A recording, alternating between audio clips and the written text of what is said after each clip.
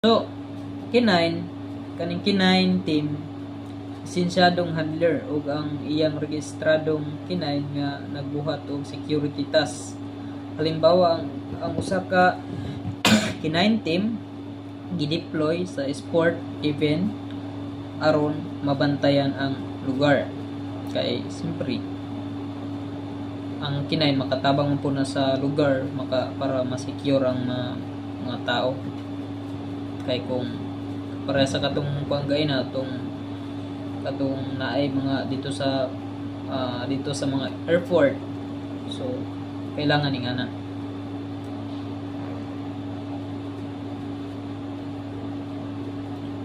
So next so diri na punta sa company guard first, CGF.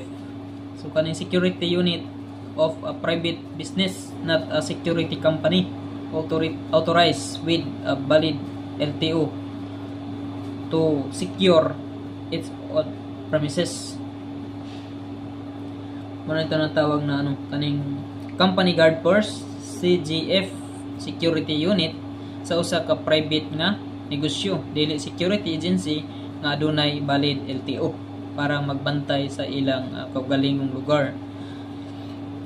For example, usa ka kaning pabrika sa Davao nag-forma og CGF aron sila ra mismo magbantay sa ilahang planta. So kaning dirinat ko ta sa sa conflicts of claim situation when two PSE deploy security personnel in the same area. So conflict of claim situation mahitabo kung duha ka PSE mag-deploy og security sa parehas nga lugar. So duha ka security agency nagpadala og guard sa usa ka subdivision, unya naglibog kisay tinuod nga kontrata. So muna sila. So next sa sa due process, legal procedure, ensuring notice and hearing before penalties. So paspasan nato ni. So due process, legal nga kaning proseso nga nagsiguro nga naay notice o hearing una pa ihatag ang silot. So for example, usa ka guard dili dayon kaning matanggal kung wala siya kaning paminawon nga hearing. So next sa duty detail order kaning assignment order issue to security personnel with corresponding firearms. Kaning duty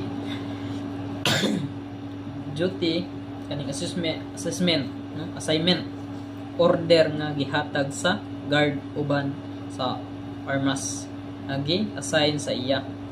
So for example, ang guard kaning na destino sa bangko o nakadawat o DDO nga adunay serial number sa iyang armas. Then sa firearm, any handheld weapon designed to fire projectile barrel, frame or receiver are also considered firearm. Ngayon tatawag ang kaning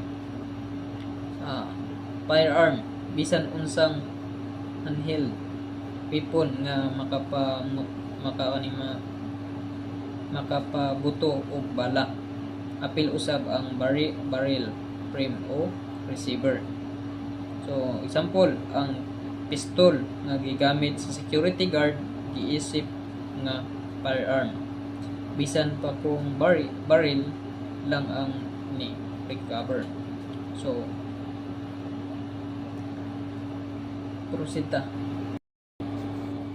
prosita sa firearm registration card, proof from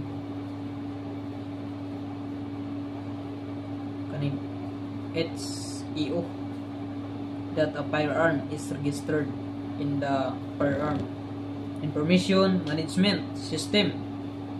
So firearm registration card dokumento gikan sa HEO nga nagpamatuod nga ang armas nakarehistro sa firearms. So information management system. So ang guard nagdala sa firearm registration card isip proof nga legal ang iyahang gigamit nga pusil. So kaning government entity ini nationally na kaning tinatawag na government entity ini national local government office kamo ning mga GFAI or state university college. So para gyapon government entity. So bisan unsang opisina sa gobyerno national o legal local. So GFI o State University College, halimbawa ang City Hall usa ka government entity. Una. Then Government Security Force GSF anan Police Military Security Unit of Government Office. So Government Security Force GSF dili police o military nga security unit sa usa ka government office. So for example ang DepEd adunay GSF nga nagbantay sa ilang regional office. So muna siya. Next kaning Government Security Force personnel GSFP government employee officially assigned to security services. So Government Security Force personnel kaning tinatawag na mga empleyado sa gobyerno na opisyal nga gi-assign sa security services.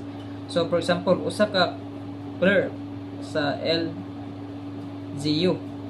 nga gi-assign isip GSFP para magbantay sa municipal hall. So next kaning discover legal license and operational aspect of security services. So kaning ownership entities interlocking interest juridical entity.